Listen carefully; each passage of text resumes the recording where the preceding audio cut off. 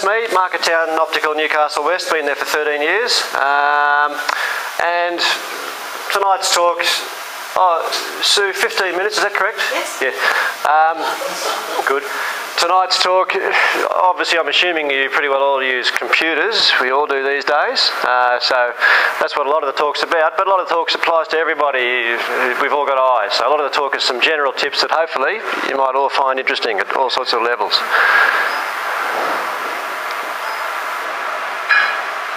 And it's obviously the wrong button. There we go. So that's what we're going to talk about. Just a few brief topics. Computer vision syndrome sounds terrible. It's not that bad, but it's a nuisance. How to set up your computer physically for your eyes. And I'm sure Jason might have a few words of wisdom on that topic too. A little bit about glasses. I'm sure not all of you wear glasses, but all of you will sooner or later. And just some general tips about how to keep your vision sharp well beyond your retirement from your working life. Why should we bother thinking about eyes and looking after our eyes? It's not just for comfort on the day. It's not just because it feels good and we like to see well. It actually affects your productivity, and there's been university studies which show that you actually work more effectively. You get the same job done in a shorter time, and from a bottom line point of view, you get dollars out of looking after your vision and your health generally on the job.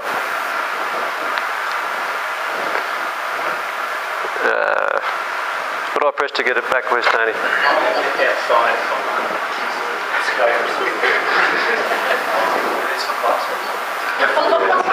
Looks like it's going to start again. Okay, computer vision syndrome. Not many people will have heard of this, but once you start talking about it, probably most of you will think, oh, I've got a bit of that. It's not a serious condition, but it's a really common nuisance condition. You don't have to have all these bullet points here. You might only have one or two of them. I'd say probably tired eyes would be one of the most common parts of computer vision syndrome. But it's, anybody who works in an air-conditioned office and sits at a desk or a computer most of the day, you're probably going to recognise a few of those symptoms, not every day maybe, but from time to time. So you could have any combination of those things called computer vision syndrome.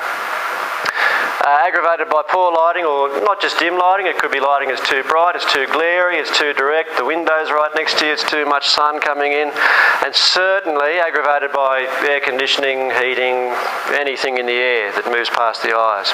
That's a really big part of it, the air that we're in. It's really just, in the simplest terms, it's really just dryness of the eyes is probably the biggest part of computer vision syndrome. There's more to it than that. There can be focusing issues, but really the number one thing when you're on a computer, they've done studies to show this, your blink rate per minute reduces. You don't blink as many times per 10 seconds or per minute when you're concentrating on a computer or reading a book. If you're just relaxed, you blink more frequently, and of course blinking re-moisturises your eyes. So if you're staring at a computer, concentrating, and because the computers are dynamic, everything's moving, it's all happening, you don't want to miss anything, so you stare, so your eye misses that moisture, and the eye missing out on that re-moisturising from the blink is a big part, it's not all of it, but it's a big part of computer vision syndrome. How do we avoid computer vision syndrome? A lot of the stuff you might have heard before, it's sort of general tips, and you go, oh yeah, sounds good, but you've got to actually do it, and it actually works if you do it. Rest breaks, looking away from the computer, and everyone has good intentions. We all say, oh yeah, I'll get up and have 10 minutes every hour away from the computer, but we don't do it.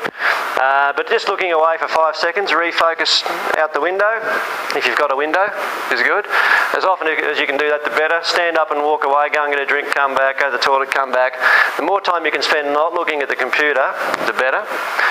Avoiding air conditioning and heating, probably in some ways the hardest one to do if you're working in somebody else's office or a big building, but one of the most effective things you can do, because again that drying, dehumidifying effect of air conditioning and heating is a big part of this.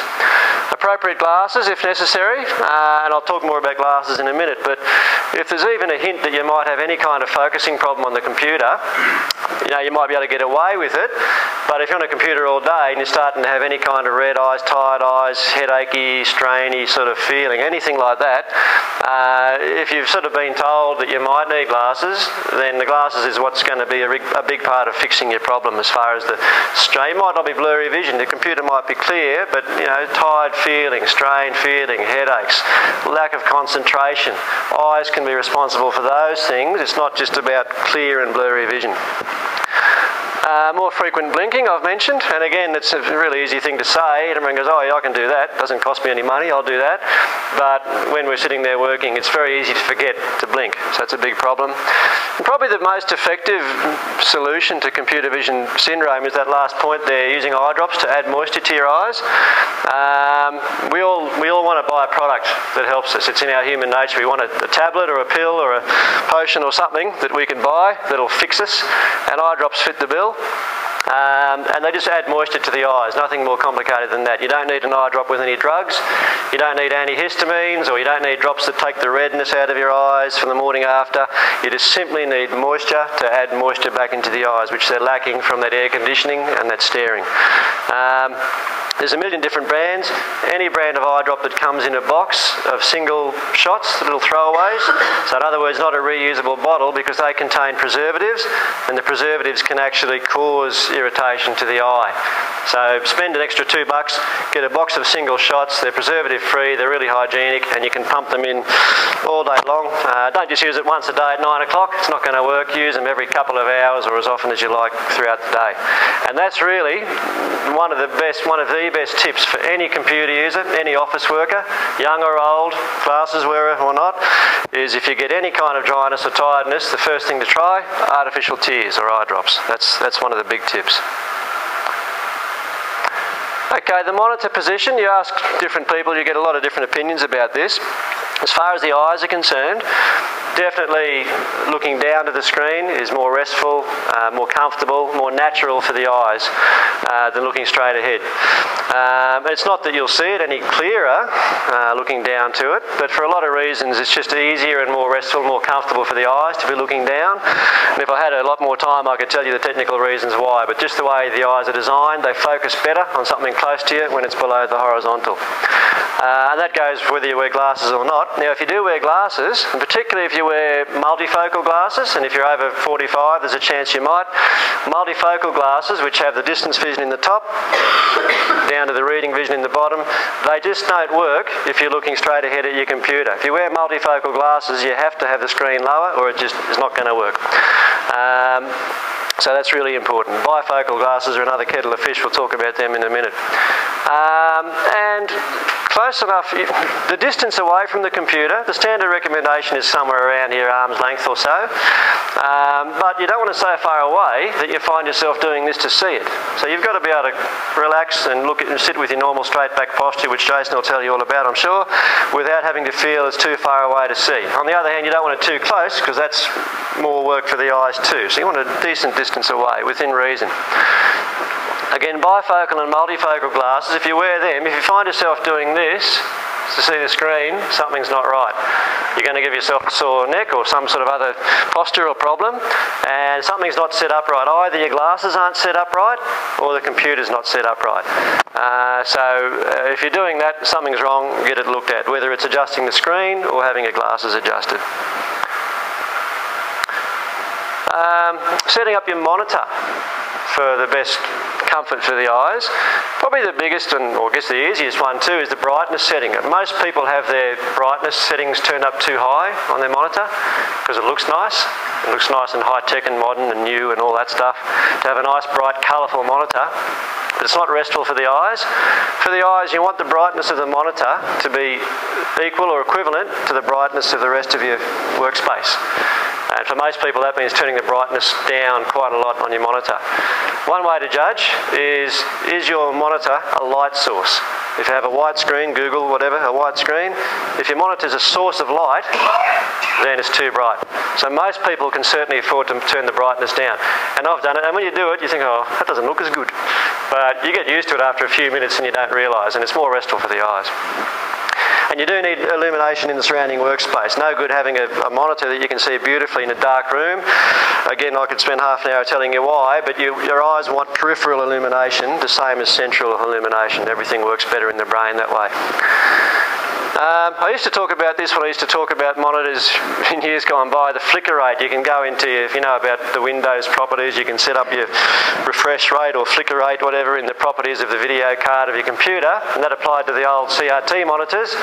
But if you've got an LCD monitor, flat screen, it's no longer relevant. But if you've got an old boxy monitor, don't have the flicker rate too low, have it up high enough that there's no visible flicker. The higher the better. But that's largely irrelevant now with the LCD monitors. Room lighting and glare and whatnot. You don't want to be sitting here at your computer and there's a big window over there in front of you, because that glare coming in is going to be uncomfortable. And also you don't want to be sitting here and the window's behind you, because the glare is going to bounce off the screen and back into your eyes. And again, reflectance off screen is less of a problem now because the LCD monitors are more matte than what the CRT monitors used to be. So it's not as bad, but still ideally you want the window or the light source to be beside you on either side, because then it's not going to reflect off the screen or it's not going to go directly into your eyes. Whether you can change that or not in wherever you happen to work, that's another topic, but ideally you just want to watch out for that glare. And obviously direct sunlight coming onto your desk is going to be a nuisance as well. Room lighting, as I said, you don't want it too dark. A lot of people watch TV in the dark, but I never recommend that. It kind of looks nice, but it's not restful for your eyes. It's more restful for the eyes to have good, doesn't have to be bright, but good even room illumination. You can get those gauze anti-reflection cover things for the monitors, and again I haven't seen them used so much lately. I think with the LCD monitors there's less of a need for them than what there was with the old CRT monitors. Okay, as I said before, glasses. If you don't wear glasses now, you will one day, unless you drop off the twig before that, because everybody's eyes go bad sooner or later, and it's most often mid to late 40s. So even if you don't wear glasses now, this will be relevant one day. It's very difficult to speak generally about glasses because it's so individualised. Everyone's a different age, everyone has different eyes, everyone has a different setup. There's so many different variables, so it's sort of hard to give general advice, but I'll have a go anyway. This person doesn't look too happy to be wearing reading glasses. This is your simplest, cheapest kind of lens. They're just a single focus lens. They've only got one focus, a fixed focus. And often they're fine for the computer, but depending on a few of those things, depending on how strong the glasses are, depending on how old you are, depending on how far away your screen is, reading glasses might be focused beautifully for reading here, but not focused at all for the computer here. So if that's your situation, that's when you'll find yourself leaning over like this to bring your computer into that reading range. Every lens has its own focus, and a certain lens might be focused here, a different strength lens will be focused here or over there. So a lens that's designed to be focused here won't always be focused here. If you're under 45, you've got some inbuilt flexibility still, so you can probably get away with it. But often reading glasses aren't ideal for the computer. And of course you've got to look over them as well. Bifocals. These are probably one of the worst things you could use on computers. They were invented 250 years ago, and they're still wonderful for reading. If you never use a computer, they're fine for reading. They're really good. You've got a nice big reading area, no problems at all. You can see far away. But that line usually chops the computer screen in half, and then you find people really doing this and really giving themselves other problems which they need to go to Jason for. So if you're wearing bifocals and trying to use a computer, give up. Get a different kind of pair of glasses, or give up your job, because they're hopeless. Multifocal glasses, more correctly known as progressive power lenses, but everyone calls them multifocals. It's a blended lens. The change in the vision gradually blends down from top to bottom. And again, these are usually your over 45, over 50 age group people who need to wear these. And they're pretty good for computers, as long as your computer's set up in your regular computer position. Nearly straight ahead, below eye level it must be. And if your computer's right here, multifocals work pretty well. You can read paperwork on your desk at the same time. You can glance up across the room or out the window, talk to people. You can walk around. You don't have to keep taking them on and off all the time. You don't have to look over them. They're pretty good. They're a jack of all trades, master of none. They're not the best glasses for computers, but they're good at everything. So they're pretty good, as long as that screen's below eye level. That's the key. Now these are the Ants pants, and not many of you might have heard of these. Some of you might be wearing them and not really realise what you're wearing. It's a reading lens like I talked about before, but it's got inbuilt an extended range of focus out to about arm's length. So you can imagine they're wonderful for reading and computer, stuff on your desk, anything out to about 80 centimetres, a metre. Anything beyond a metre or so, you've got to look over them like you do with reading glasses, so they must still be look-over glasses. But because they're not trying to be a jack of all trades, because they're dedicated specific glasses for reading and computer, they excel at that job. They're awesome for office workers who want to sit at the desk and do desk work and computer work and not have to lean over. So they're also known as Access, which is just a brand name. They were invented in Australia by a company called Solar in Adelaide. They're a little Aussie success story, and they've been copied around the world now. They've been around for 20 years, give or take, and we use them a lot because they really work well. So that's a great option to consider if you do a lot of computer or reading in bed or anything like that. They're great. A few myths about glasses. Commonly asked questions, and it's natural people ask questions because people turn 45 or 46 and they need their first pair of reading glasses because they're naturally ageing, and then 5 years later, lo and behold, their eyes have gone really bad and they can't get by without their reading glasses, and naturally the human thing is to blame the glasses because, well, I got the glasses and then my eyes went bad, so cause and effect. And I say, well, you also had 5 birthdays, maybe that had something to do with it as well. So it wasn't the glasses that made the eyes get worse. Everybody's eyes go bad. Usually late 40s, there's a bit of variation around that, but on average. So don't blame the glasses, just blame the age that you're at. So glasses don't cause eyes to weaken or change. All they do is help you while you're wearing them. And if you do come to depend on glasses, which does happen, especially when you get your first pair of glasses, all it shows is that they're helping you. And I use the fairly silly example or silly analogy that if you sprain your ankle and someone gives you a pair of crutches, will you come to depend on them? Well, of course you will, because they're helping you. That's silly, but it's a bit like that with glasses. Of course you'll come to depend on them because they're helping you.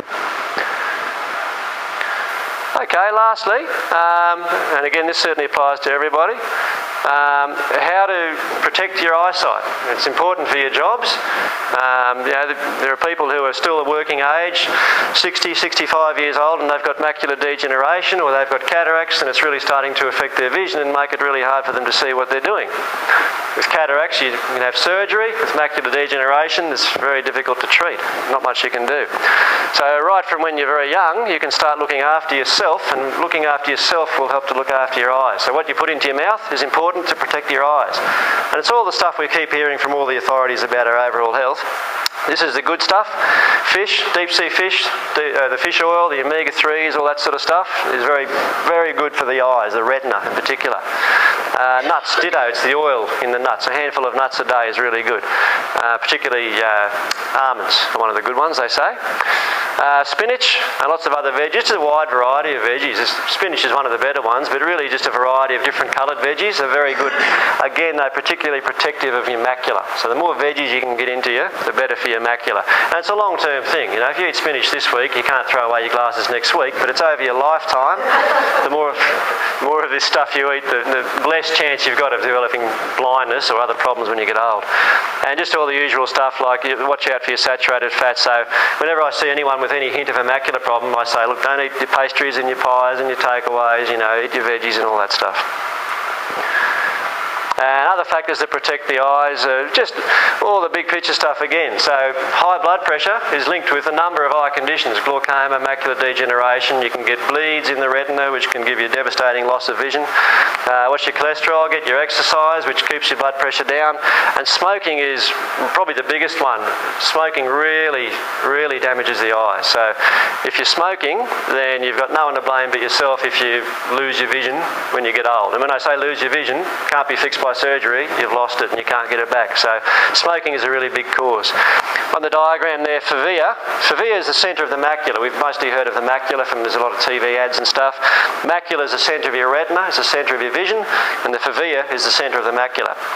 And all these lifestyle things like the blood pressure and the cholesterol and all the rest of it and the food we eat potentially can affect the macula if you're eating the wrong things or doing the wrong things. One easy way to remember it, I tell patients, whatever's good for your heart is good for your macula. So it's an easy way to remember how to protect your macula. So look after yourself and do all the right things and don't smoke, and it won't just be the rest of your body, it'll be your eyes that benefit in the long term. And once again, all this lifestyle stuff, this is about the health of your eyes. This doesn't change the fact that you need glasses. That's a separate issue. That's an optical issue, not a health issue. So there's different issues with the eyes. And I think this is the last slide. The other thing to protect your vision in the long term is to protect your eyes physically. Keep the sun off your eyes, wear sunnies. Sunglasses that come around the side or that fit closely or that don't have a gap.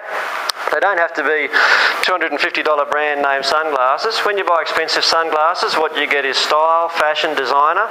You might get a better warranty. You might get better quality parts. You might get better spare parts availability. So you do get something when you get expensive sunglasses. But as far as the UV protection, a basic cheap pair will do the job just as well because they're all covered by the same Australian standard. And wearing a hat also keeps the sun off your eyes too. And protect your eyes from hazards like the common ones are gardening and industrial accidents. When I say industrial, it could just be at home in the shed on the weekend using any kind of tools. And this was a guy we just saw last week actually. He came in and you remember the windy weekend we had a couple of weeks ago? He was just out in the garden at home on the windy weekend. He just felt something blow into his eye, and by the Monday or the Tuesday it hadn't gone away. So he saw his GP on the Monday and the GP couldn't get it out. And so he came to see us, and we had, this is a microscope photo, and it looks like a worm, doesn't it? But it's not. It's made of, I didn't know what it was, but it's kind of a woody texture, so it's some little bit of plant material, like whether it's a kind of a seed husk, I've got no idea, I'm not a botanist, but some woody stuff, and it's, as you can see, it's barbed, so it's gone in this way. The hole is about there. This is sticking out, and that's under the first layer of his eye, the conjunctiva. So of course I grabbed the tweezers and tried to pull it out, and of course that broke off. But I managed to kind of massage it out.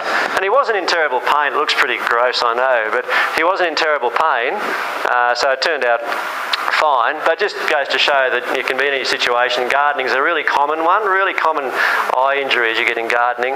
And then industry, and with industry or at home in the shed, it's always the bloke who uses safety specs all the time and just, I'm just going to do a quick little job, I'll just do that without the safety specs, and that's always when you cop the bit of metal in the eye. So be religious about your eye protection. I'm going to go see Jason. That's it. Probably will then. Jason will fix you up. Yeah.